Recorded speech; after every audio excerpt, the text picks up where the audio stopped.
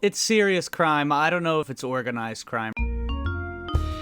A specialist Gardaí pounced on the attempted theft by ramming a stolen Jeep the gang were using. He pursues them on foot. That was the story of the Duffy Brothers and the ATM digger robberies. Too fucking good to be true crime. They're going to now know that we don't like to wear tight underwear. Welcome back to another episode of Too Good to Be True Crime with myself, Rich, living in the rolling countryside in England, and Austin over in Manhattan in New York. Hello, Austin. How are you, buddy? Rich, I'm so happy to see you, man. I like your side light you've got going on there. You're looking good. Thank you, Rich. So you're not looking so bad yourself, buddy. I try my best. How's life in Manhattan? It's good. It's Halloween today. I'm gonna go do Rocky Horror Picture Show at a piano bar tonight. It's gonna be something. Of course, it's Halloween. We've got a pumpkin in the front room, which Jem has cut all the holes out of and put a candle in it. I never realised growing up, we didn't have pumpkins in the house growing up, and I never realised how nice it smells when you come in the house. It's really nice. It smells that kind of so like good. autumnal smell. Yeah, it's really good, really good. Did you take out the seeds as well and like, I don't know, what do you do with them? Roast them? I had nothing to do with it whatsoever. I just enjoy looking at it. It was all down to Jem. So, 10 points for her. But she went pumpkin picking with my little niece. And my niece obviously got absolutely filthy, covered in mud. And my sister, her mum, was going absolutely crazy, going, "You're not getting in the car, just like that. Right, take those clothes off." And it was bloody freezing as well out there. So I think they had a good time, though. Oh, I think I saw a post that she needed to kiss every pumpkin. Your niece? Yeah, she was kissing it. And apparently there was like a witch on stilts and stuff, like in green and the big pointy hat. My little niece was like, "She's so beautiful. She looks so beautiful." But it was such fun. Mate, talking about the weather, we haven't spoken about the weather for a while, have we, I on the know, pod? it's true. Early doors, we were talking about the weather loads, weren't we? Like, I know. disdain Are you here to bring us a weather segment?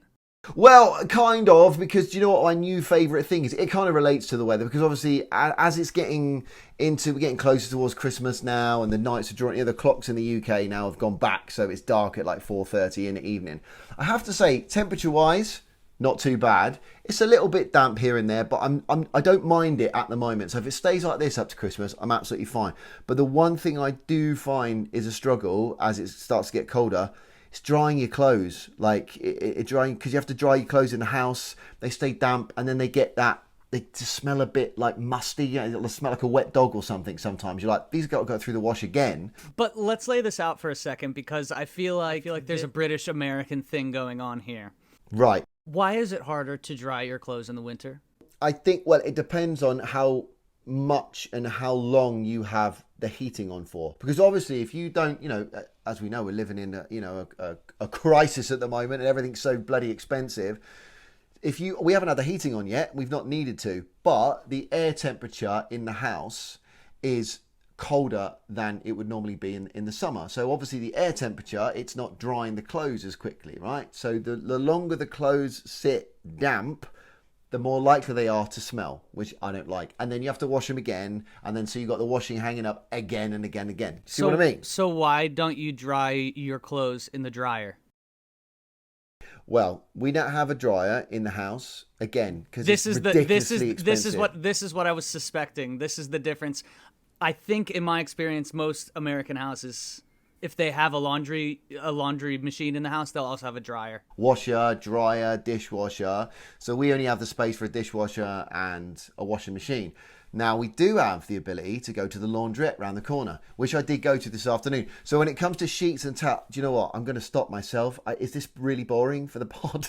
People tuning in for a true crime podcast, and we're talking about how fucking difficult it is for Brits to dry their washing in the winter. Wrap it up. I will dry my towels and my sheets and my duvet covers and my pillowcases in the laundrette because I don't want them hanging all around the house.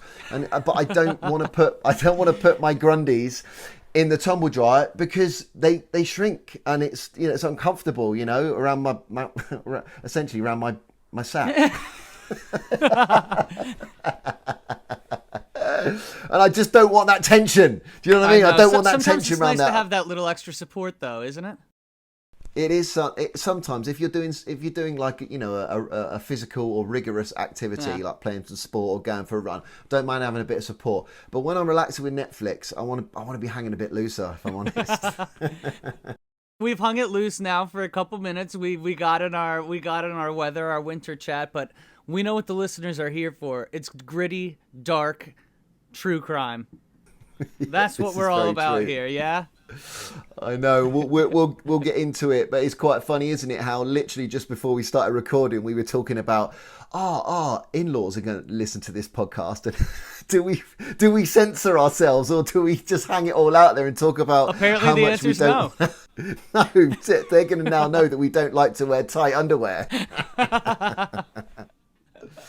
Oh, mate, let's get into the episode proper. Let's go. Too fucking good to be true crime. Mate, I'm going to take you back to 2018/2019 today, and I'm going to take you to the rural green fields of the Republic of Ireland. Now, this is a too good to be true crime story that was sent in by Carl in Ireland. Carl, friend of the pod, shout out to Carl. Shout out to Carl. He sent me this story, and he said this might be something you might be able to use on the podcast, and I read it, and I thought, you know what, this is a great and an interesting story for our too good to be true crime listeners today. So, picturesque scenery, the green fields of rural Ireland, as I said, it's a peaceful, relaxing environment, and it's just like any beautiful place that anyone might ever visit anywhere in the world. Of course, it doesn't matter what the scenery looks like, doesn't matter how beautiful and peaceful it is. There's always going to be some knobheads that live there, right? This took place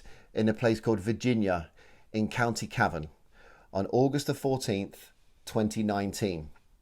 At around 2:15 a.m., a 14-ton digger was stolen from the site of a fire station, which was then under construction. So is the word digger the same as it is in the US as it is in England? So a digger's like, a huge big JCB with the big bucket on it, or the arm that essentially use them on construction sites to like move like mud and soil and brick and rubbish. And one has been stolen from the site of a fire station which was under construction. So the digger immediately travelled in convoy with the stolen Toyota Land Cruiser for about 800 metres, so not that far, towards an ATM machine with intent to remove it from the wall and take it away. Now this ATM machine, it was housed in the front of the Riverfront Hotel on Virginia's Main Street. So you've got the fire station under construction at the end of the street, and they drive 800 metres up the road to where this hotel is. And in that hotel building, in the wall, is an ATM machine. And you said it's driving along with another vehicle? Yeah, so you've got the digger that's driving along, and it's driving in convoy with a Toyota Land Cruiser. Which I'm thinking, to be honest, if you are, if you're out and about at that time of night, or you're awake for whatever reason, or you're working, and you're seeing one of those heavy machinery vehicles driving down the road at that time in the morning, you're going to be thinking to yourself, that's strange, isn't it? Because as we know, like people that work, as labourers, they don't like to work past 4 p.m, do they? Because quite often they're not going to be working at 2:15 in the morning. So that could be some true, alarm. And because people need to sleep, right? So absolutely. Now, the gang that stole it, and also some of the gang were driving the Toyota Land Cruiser, they were foiled in August 2019 when a specialist Gardaí, so Gardaí is the word, you say cops, we say police, the Irish are called Gardaí, okay? The guards, essentially the police. So a specialist Gardaí pounced on the attempted theft of the ATM in Virginia by ramming a stolen Jeep the gang were using. When the bucket of the excavator was meters away from the ATM, a Garda Range Rover rammed the stolen Toyota Land Cruiser, and the 3 culprits inside fled the scene with the Gardaí in pursuit on foot. Now, what I do want to do is just explore the fact that a specialist Gardaí. So when it says a specialist Gardaí here, Is that a specialist guardie that specialises in stolen heavy haulage material and getting in pursuit of it? Is that what that special department is? Because I want to know who's in that department. Because you've got, what, the homicide department, you've got the fraud department, you've got, you know, the robbery and the flying squad department.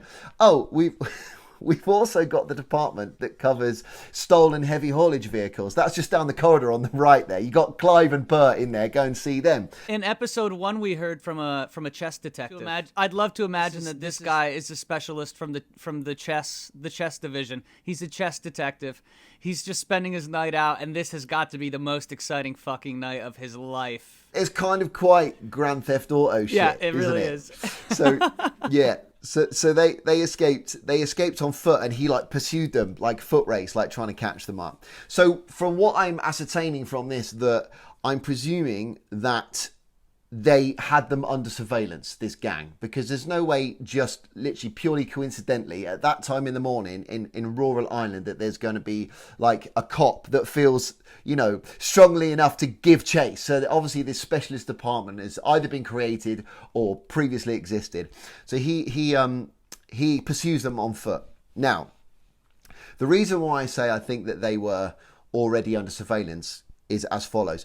So the gang involved had already stolen ATMs from Ballybay, Castle Blaney in County Monaghan, and King's Court in County Cavan.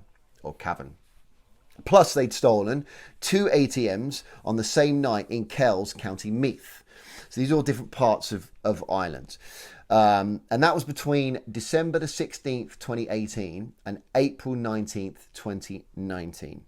So that was before this attempt on the ATM that was in front of the Riverfront Hotel.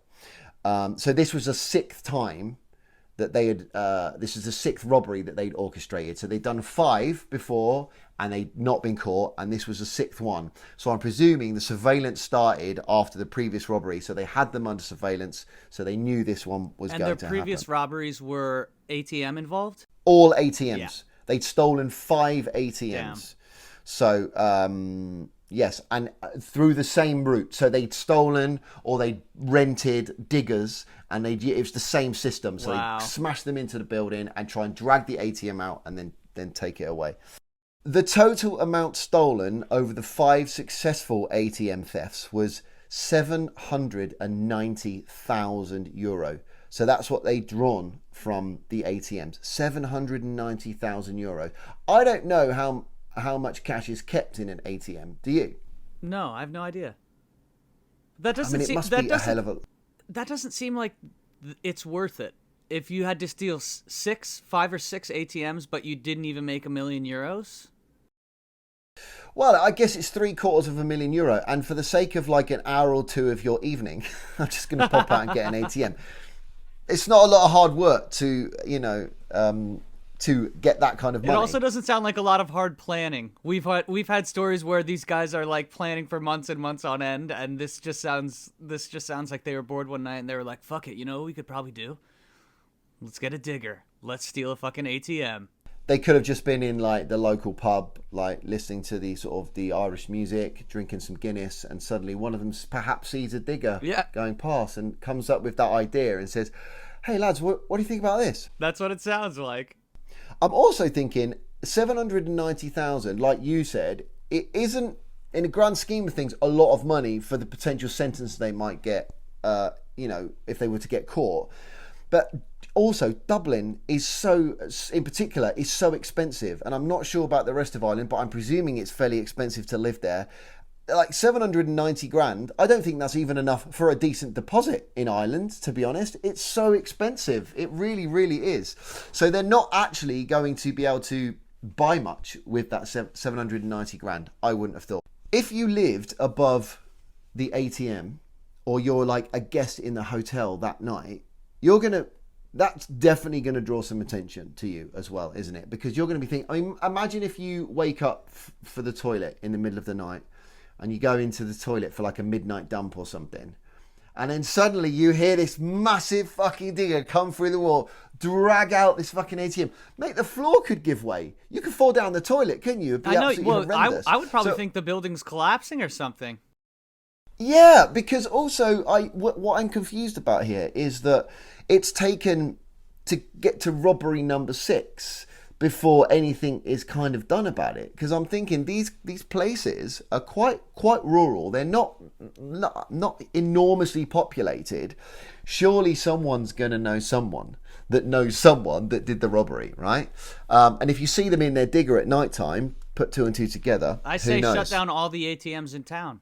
Just close all the Yeah. ATMs, empty them out. Empty them out, absolutely. Like gets to 5 o'clock in the evening, empty out the ATMs, nothing to steal. Jared Duffy was caught and arrested in a nearby field, while Kieran Duffy, another man, evaded capture.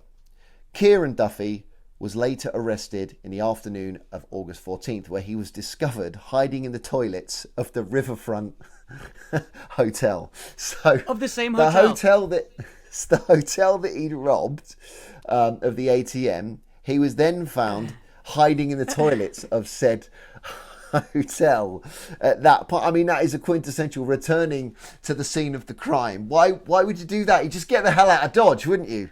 Right? So Stephen Duffy was the third brother. So there was 3 brothers, the Duffy brothers. They were a crime family that would perform these robberies and these thefts all together. A phone found on Kieran Duffy matched the number of a phone used to contact the owner of the digger, which was for sale. He wanted some test drives 2 days before the botched theft. So initially we thought that the diggers had been stolen, but what Kieran Duffy had actually done on his own phone had phoned up the owner of the digger on the site of the old fire station, and it was for sale, and he said to him, "Can I test drive your digger a couple of days before the robbery?" So you've got hiding out in the toilets of the place that you've just robbed. Plus, you're hiring a digger, contacting the person that owns the digger on your own phone for 800 meters up the road for the digger that was then used in the robbery. It's not going to take a rocket scientist to ascertain who these people are, right? So, the Gardaí, the cops, had put the yard in Tullypole under surveillance, and 2 bags containing 298,900 euros were recovered, along with a money counting machine. Okay. So when Jared Duffy was arrested, he commented, "Do you think I'm fucked? It wasn't me with the bucket." So he's basically saying, I wasn't the one driving the digger, so do you think I'm going to go down for this? So Jared Duffy was interviewed. He claimed he owed 10,000 euro and he had to do a job after having a row in a pub or he would be shot. So his story is that I had to do this because I had a row with a guy in a pub. He told me I owed him 10 grand. The only way that I'm going to get this 10 grand is to off the ATM machine at the hotel. I got caught with weed in high school, and I told my parents that I was getting bullied, and the bully told me I had to bring the weed in for him to high school. That sounds like some shit that I did when I was 16. Mate, that's par for the course, isn't it? I remember when I was a kid, I got caught shoplifting, and I said to the store detectives that I was being bullied. That was me and a couple of my mates. We were about 13, and I said, "Yeah, there's some bigger lads," and they said, "You have to steal this for us, or we're going to beat you up." Yeah. And at that age, and it's funny, you think that you're going to be believed, and it's funny now when you see kids and your friends' kids and relatives that are younger, 12, 13, and you ask them something, and they tell you what they believe is the truth that you're going to believe, and you see straight through them. Do you think it's going to work for the Duffy brothers? Mate, I'm not sure. So, Gardaí watching the yard on August the 20th, 2019, stopped a Toyota Avensis at the scene. So the Avensis was carrying Stephen and Kieran Duffy, and officers seized a combined 103,930,000 euro from the footwell and the boot, in America you say trunk, of the car. So Gardaí also searched the home of Stephen Duffy and found 15,000 euro stashed. It's my favourite one. He found €15,000 stashed in a ride-along lawnmower. That's creative. That's creative. I haven't heard of that. But mate, I imagine if you that's where you're storing it, and you're sitting at home one afternoon and thinking, I'm going to give the lawn a once over. You forget it's in there. Start the lawnmower, start going, and you literally just slash up all your money, and it goes everywhere. Confetti. I mean, like you said, it's ingenious, but it's not a place I think I'd be hiding €15,000 just in case it did get all slashed to pieces. Forensic Science Island investigations found fibres from Kieran Duffy's clothing in the cab of the digger at the scene in Virginia. So he's banged to rights. Kieran Duffy has no previous convictions, but Jared Duffy had 8. So it's possible, I'm not sure the ages of these guys, so it's possible that Jared Duffy, him having more convictions, he may be like the older brother, and maybe he's kind of dragged the younger brother into this kind of life. So he had 8 convictions, and they were all dealt with at district court level. Actually, Stephen Duffy, he could be older still. He had 11 previous convictions, which included trespassing, handling and possessing stolen property, and criminal damage.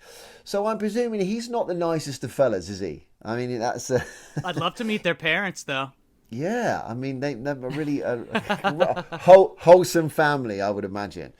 So the barrister for Jared Duffy said of his client, he has been hardworking throughout his life and he's in a steady relationship. So this is what I don't understand here. So your barrister is basically saying, even though my client clearly has done this robbery and he's got money stashed everywhere, lawnmowers and footwells of cars, he has actually worked hard throughout his life and he's in a steady relationship. What the hell does that matter whether he's in a steady relationship or not? And also, he's worked hard in his life stealing shit from other people. That's how hard he's worked. Rich, tell us what a barrister is for those of us that don't know. Barrister, I would imagine would be the same as like your lawyer or maybe your district attorney. He's who you employ to like look after your well-being in the court, like basically to fight your case for you. Yeah, we say lawyer. Lawyer, yeah, it would be lawyer you. for you. No problem. I'm happy to help, Austin. Any questions, just throw them out. He said that his client had met all of his bail conditions and had made admissions in the case in interview. Now, I don't know whether he said that he'd met all his previous bail conditions or whether he'd met this particular bail condition. But regardless of that, he's still a wrong one, isn't he? Still from the wrong side of the tracks. I guess what he's saying there is like, look, my client's admitted to this. He's never missed bail, etc., so you should go easy on him. He said that Mr. Jared Duffy was apologetic for what he had done. And because of that, he had entered his early guilty plea. Again, he's just trying to get a lower sentence. He knows he's banged to rights, doesn't he? He knows he's been caught, so he's just trying to like lessen the amount of time he might spend in the nick. It sounds to me like he's just digging himself into a deeper and deeper hole. Mr. Harnett, his barrister, said they've got character references from Jared Duffy's girlfriend, employers, and others. Yes, the girlfriend. But this is what I mean this is the thing I think about character references. If you get a character reference, you're always going to go to someone that you can trust is going to say something nice about you. So really, why does that hold up in court? I never understand that. I'd like to put an ad out right now. Richard and I would love to be anyone's character reference if they need that. We're great actors. We're great actors. And we can lie through our teeth. We'd be a stick-on for that. Although I suppose we shouldn't be doing that in a court of law, so I'll retract that offer. But if anyone needs a fake best man, anything like that, we would love to come up with stories. I've been Connor's best friend since high school. Let me tell you all the amazing things that he did. Hire us. And just to reference a previous pod, all we would do there is put all Connor's information into the AI machine, and that would generate a perfect character reference, wouldn't it? His barristers asked the court to show his client some light at the end of the tunnel, and he described Jared Duffy as a settled and stable person who hoped to return to work. See, I would be embarrassed as a barrister having to say that, because clearly this guy has got so many previous convictions, and he is literally standing there with a straight face saying that he's of good standing, a settled and stable person. He wants to return to work. What kind of work does he want to return to? He wants That's to get what I back was on the just going to street and see ask. what... Do we know what kind of work he's claiming to be doing besides his construction work? Yeah, it doesn't say. I'm not too sure. He said that another person could have possibly stowed the 15,000 in the lawnmower, to which the witness agreed. He said Stephen Duffy's involvement was limited and significantly had entered a guilty plea. So basically what he's saying is that he wasn't actually that involved in it. So he's entering a guilty plea. Again, they're just trying to lower sentences here, aren't they?